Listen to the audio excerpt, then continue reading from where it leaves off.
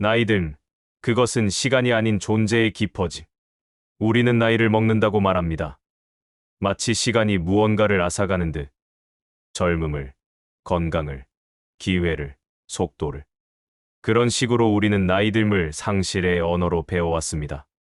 하지만 어느 순간 문득 달라진 감각이 우리를 멈춰 세웁니다. 어린아이의 손을 바라볼 때, 수십 번 읽은 책에서 전에는 보이지 않던 문장을 발견할 때, 햇살이 들이치는 창가에 앉아 그저 고요를 느낄 줄 알게 되었을 때, 그때 비로소 깨닫게 됩니다. 나이듦은 무엇인가를 잃는 것이 아니라 무엇인가에 깊어지는 일이었구나. 노년은 사유와 통찰의 언어입니다. 젊을 땐 선택이 삶을 만들지만 나이 들면 수용이 삶을 품습니다. 그렇게 우리는 점점 더 조용해지고 그러면서도 더 선명해집니다. 인생이라는 책을 앞부분은 누군가의 기대와 세상의 흐름에 따라 썼다면 지금부터는 비로소 자신의 언어로 써내려가는 장이 시작되는 것입니다. 이제 우리는 이 여정 속에서 다시 묻습니다. 늙는다는 것은 무엇인가? 지금부터 삶의 가장 조용한 계절 속에서 피어나는 철학적 나이듦의 지혜를 함께 걸어보려 합니다. 제1장, 늙는다는 것은 무엇인가? 시간의 흐름이 아닌 존재의 깊어짐. 나이를 먹는다. 어쩌면 인간은 이 말 속에 스스로의 두려움과 저항을 감춰왔는지도 모릅니다. 흘러가는 시간을 바라보며 점점 무뎌지는 몸의 감각과 희미해지는 기억과 늘어가는 약통을 보며 우리는 어느덧 나이듦을 쇠퇴의 징후로 여겨왔습니다. 그러나 철학자 마르틴 하이데거는 말했습니다. 존재는 시간이 지남에 따라 닳는 것이 아니라 그 자체로 드러나기 시작한다. 즉, 시간은 우리를 낡게 만드는 것이 아니라 더 진실하게 만든다는 뜻입니다. 나이 든다는 것은 신체의 일부가 느려지고 기억이 흐릿해지고 사람들이 떠나는 것을 받아들이는 일이기도 합니다. 하지만 그 모든 상실을 통해 인간은 처음으로 진지하게 자기 자신을 바라보는 시기를 맞이하게 됩니다. 젊은 날에는 해야 할 일, 쫓아야 할 목표, 사회의 평가 속에서 자기 자신에게 질문할 틈조차 없었습니다. 하지만 이제 하루의 속도가 느려지고 사람의 수보다 생각의 깊이가 중요해질 때 비로소 우리는 자신에게 묻기 시작합니다. 나는 지금 어떤 마음으로 살아가고 있는가? 지금까지의 삶은 누구의 것이었고 앞으로의 시간은 누구를 위한 것인가? 늙는다는 것은 삶을 마무리하는 것이 아니라 삶을 다시 되새김질하는 시간입니다. 음식이 입속에서 충분히 씹혀야 제대로 소화되듯 삶도 마찬가지입니다. 겪은 만큼, 넘어온 만큼 그 모든 것이 가만히 되돌아보여야 의미로 정리되고 지혜로 남습니다. 그래서 어떤 철학자는 인생은 70이 넘어야 진짜 문장이 된다고 말했지요. 실제로 우리는 노년에 이르러 비로소 말을 아낄 줄 알고 침묵의 무게를 이해하며 모르는 것을 받아들일 수 있는 넉넉함을 갖게 됩니다. 그것은 결코 약해진 것이 아닙니다. 그것은 완숙함입니다. 얇고 날카로운 칼날이 아니라 둥글고 단단한 손잡이 같은 존재. 나이 듦은 시간이 만든 상처가 아니라 시간이 남겨준 결정입니다. 마치 오랜 세월 흘러 깎인 강돌처럼 우리의 모서리는 닳고 마음의 표면은 부드러워지고 마침내 가장 인간다운 얼굴을 드러내게 됩니다. 늙는다는 것은 그래서 아름다울 수 있습니다. 그 속에는 깊이, 그리고 진정성, 무엇보다 완성에 가까워진 내가 서 있기 때문입니다. 제2장, 젊음의 끝에서 시작되는 진짜 삶. 젊다는 것은 분명 아름다운 일입니다. 피부는 탱탱하고 심장은 빠르게 뛰고 새로운 것에 대한 호기심은 끝이 없고 도전과 욕망의 에너지가 뜨겁게 타오르지요. 하지만 그 모든 것들이 진짜 삶의 본질을 담고 있는가? 우리는 묻지 않을 수 없습니다. 젊은 시절의 우리는 어쩌면 삶을 살았다기보다는 추격했는지도 모릅니다. 성공이라는 이름을 쫓고 사람들의 기대를 안고 무언가 되어야 한다는 압박 속에서 진짜 나를 돌아볼 겨를도 없이 앞만 보고 달렸습니다. 그렇게 지나온 수십 년의 시간 끝에서 우리는 비로소 멈추는 법을 배웁니다. 그 멈춤 속에서 조용히 숨을 고르며 처음으로 마음속 깊은 곳에서 이런 질문이 피어오르지요. 나는 정말 나답게 살아온 걸까? 지금부터라도 나를 위해 살 수 있을까? 젊음은 가능성의 시대였지만 노년은 선택의 시대입니다. 그 가능성 중 무엇을 받아들이고 무엇을 내려놓을 것인지를 스스로 정리할 수 있는 시간. 그래서 진짜 삶은 오히려 지금부터 시작됩니다. 젊을 땐 해야 할 일이 너무 많아. 하고 싶은 일이 뭔지 잊기 쉽습니다. 하지만 나이 들면 해야 할 일은 줄어들고 마침내 하고 싶은 일이 인생의 중심으로 올라옵니다. 누구를 위해 살던 시간이 끝나고 이제는 자기 자신에게 진짜로 시간을 줄 수 있는 순간. 오래 미뤄두었던 그림을 다시 그리고 낯선 악기를 배우며 손끝의 떨림을 느끼고 책장을 열고 오래된 시집을 꺼내 한 줄 한 줄 음미할 수 있는 시간. 이 모든 것은 젊을 때는 누릴 수 없던 느림의 사치이자 존재의 기쁨입니다. 철학자 세네카는 말했습니다. 삶은 길이가 아니라 깊이로 평가되어야 한다. 그렇다면 지금부터의 삶은 더 이상 속도로 평가되지 않습니다. 더 높이 올라가는 것이 아니라 더 깊이 내려가는 것이 중요해집니다. 젊음은 꽃처럼 피어나지만 노년은 뿌리처럼 단단해집니다. 더 이상 흔들리지 않는 나. 더 이상 외부의 기준에 휘둘리지 않는 나. 그 진짜 나를 살아갈 수 있는 시간. 그것이 바로 젊음의 끝에서 시작되는 진짜 삶의 얼굴입니다. 제3장 노년, 관계를 다시 정의하는 시간. 젊을 땐 사람을 넓게 만납니다. 명함을 주고받고 네트워크를 넓히고 모임에 나가고 전화번호부의 연락처는 끝없이 늘어갑니다. 그러나 나이가 들수록 우리는 관계의 숫자보다 밀도를 생각하게 됩니다.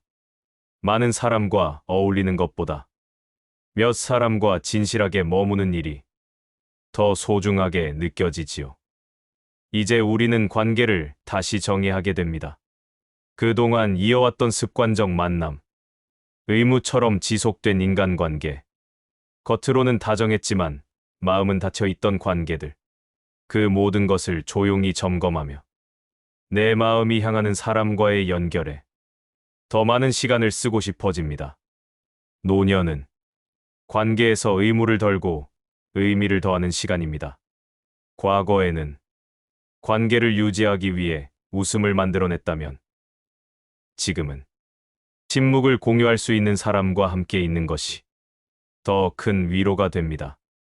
젊은 시절에는 내가 얼마나 사랑받고 있는가가 중요했다면 이제는 내가 얼마나 사랑을 건넬 수 있는가가 삶의 의미가 됩니다. 철학자 임마누엘 레비나스는 말합니다. 타인의 얼굴 앞에서 나는 가장 나다운 존재가 된다. 누군가를 마주하고 그 사람의 이야기를 듣고 가끔은 나의 시간을 기꺼이 건네며 내가 여전히 누군가에게 필요한 사람임을 느끼는 순간, 그 순간에 우리는 노년의 삶에도 따뜻한 불빛이 꺼지지 않았음을 확인하게 됩니다. 관계는 더 이상 나를 증명하는 도구가 아닙니다. 이제는 함께 있음 그 자체가 가장 깊은 의미가 됩니다. 때로는 친구 하나 떠나보낸 뒤 핸드폰 연락처를 한 줄 줄이며 조용히 눈을 감는 순간에 관계의 소중함이 더 깊어지기도 하지요. 그리고 남은 사람들과 나누는 말들은 이전보다 더 절실하고 더 진심이며 더 따뜻합니다. 노년의 관계는 표현이 줄어든 만큼 존재의 무게로 말합니다. 그 침묵 안에서 그 다정한 눈빛 속에서 우리는 말없이 이렇게 전하고 있는 것입니다. 내가 이토록 늙도록 살아올 수 있었던 건 당신 같은 사람이 내 곁에 있었기 때문입니다. 제4장, 나이 들면 자아를 정제하는 과정. 어린 시절의 자아는 마치 물감과도 같습니다. 형형색색의 감정이 충돌하고 자기 주장이 강하게 번져나가며 모든 방향으로 뻗어나가려 합니다. 청춘기의 자아는 불꽃과도 같습니다. 무언가 되고자 하고 누군가에게 인정받고자 하며 끝없는 가능성 속에서 자신을 증명하려 합니다. 하지만 나이 들어가며 우리는 차츰 알게 됩니다. 진정한 자아란 드러내는 것이 아니라 비워내는 것이라는 사실을 말입니다. 삶을 통과하며 겪은 수많은 만남과 이별, 기쁨과 실망, 성공과 상실. 그 모든 것이 우리의 자아를 한 겹 한 겹 벗겨내고 마침내 본질에 가까운 모습을 드러나게 합니다. 이 과정을 우리는 정제라 부를 수 있습니다. 정제란 불필요한 것을 걷어내고 가장 순수한 본질만을 남기는 일입니다. 노년이란 바로 삶이 우리를 조용히 정제해가는 시간입니다. 젊은 시절엔 타인의 인정이 곧 나의 가치처럼 느껴졌습니다. 그러나 지금은 알게 됩니다.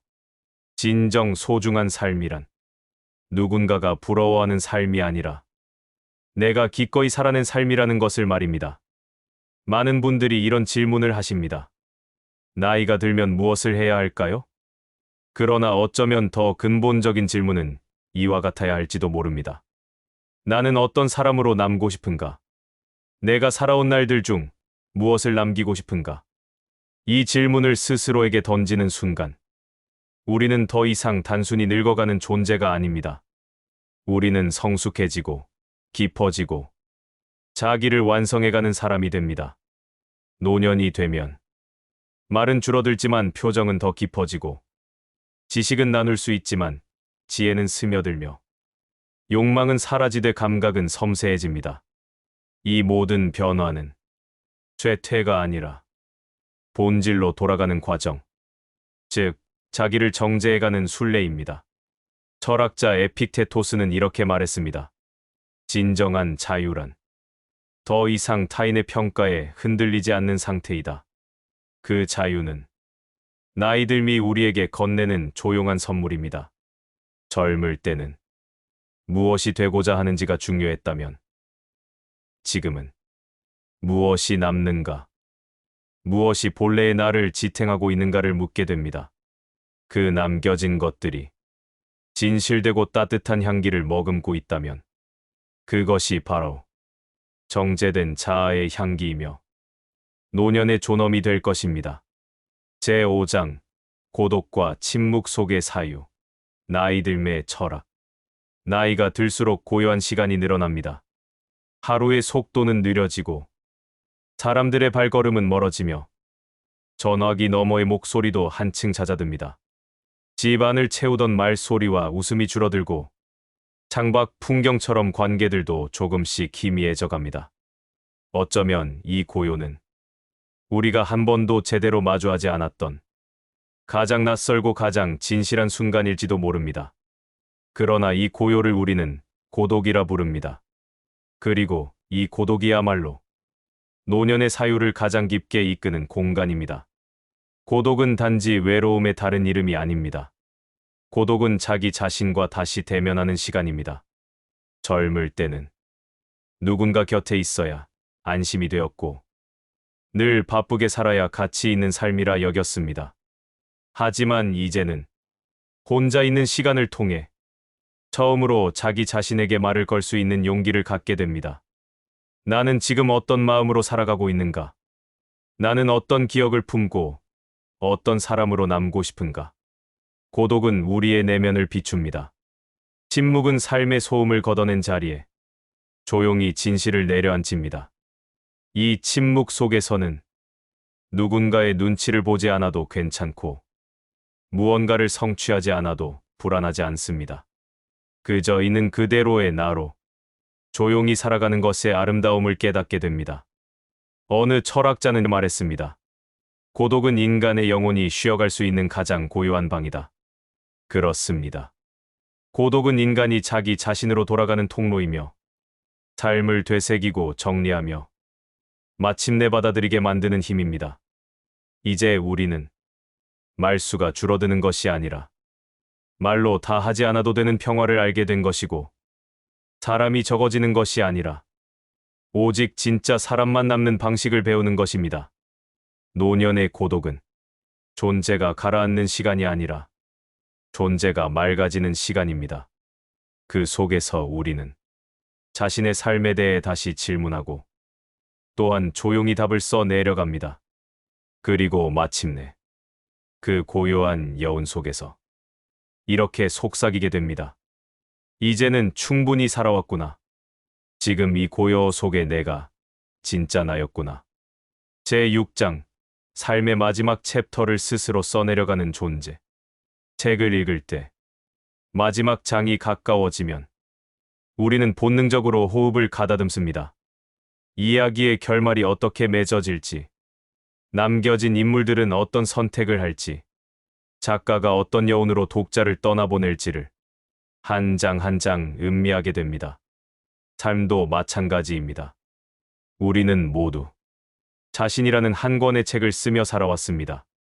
누군가의 아들, 딸로 시작해 어느 날은 친구였고 또 어느 날은 누군가의 부모, 배우자 혹은 동료였으며 기쁨과 슬픔, 실패와 용서를 오가며 수많은 페이지를 채워왔습니다. 그리고 지금 삶의 마지막 장을 향해 걷고 있는 이 시간. 이 시간이야말로 가장 나다운 문장을 쓸 수 있는 시간입니다.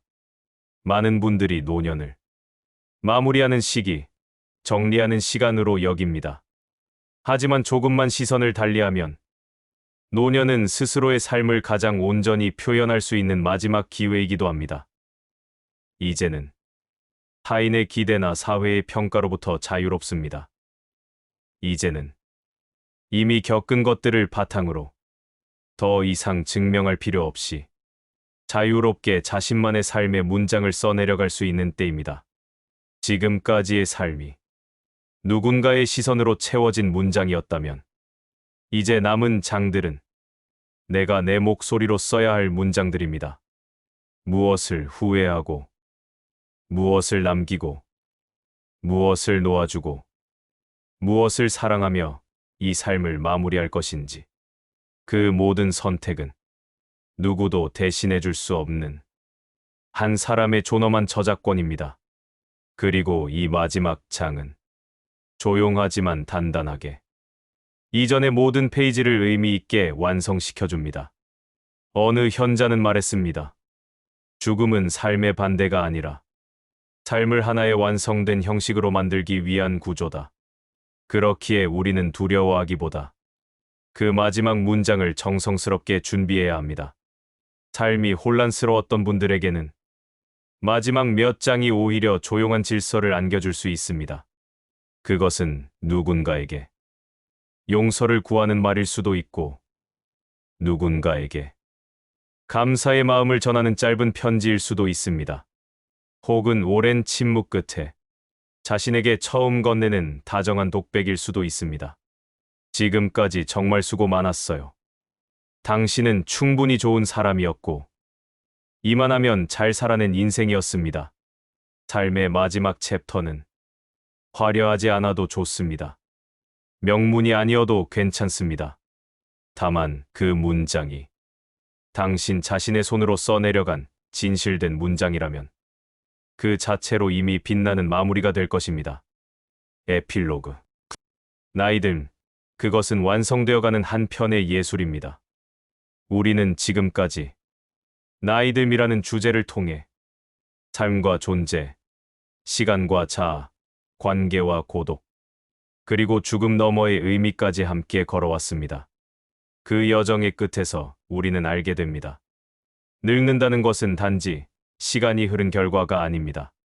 그것은 삶이 우리에게 건네는 가장 깊고 아름다운 형태의 완성입니다. 어린 날의 자아는 흔들리고 청춘의 자아는 달리고 중년의 자아는 짊어지고 그러다 마침내 노년의 자아는 놓아주는 법, 받아들이는 법, 바라보는 법을 배웁니다. 그리고 침묵 속에서 비로소 우리 안의 목소리가 들려오기 시작합니다. 나는 지금 이대로 괜찮습니다. 나는 나로서 충분했습니다. 그리고 남은 삶도 나답게 살아내겠습니다. 나이 듦은 단절이 아닌 삶의 문장 하나하나를 정갈히 정리해가는 과정입니다. 그 마지막 문장을 당신의 손으로 써내려갈 수 있다면 그 삶은 이미 한편의 완성된 시가 될 것입니다. 지금까지 여러분의 좋은 친구 쿨라이프 TV였습니다. 여러분의 구독과 좋아요 그리고 공유는 더 좋은 콘텐츠를 만드는 데 큰 힘과 격려가 됩니다. 감사합니다.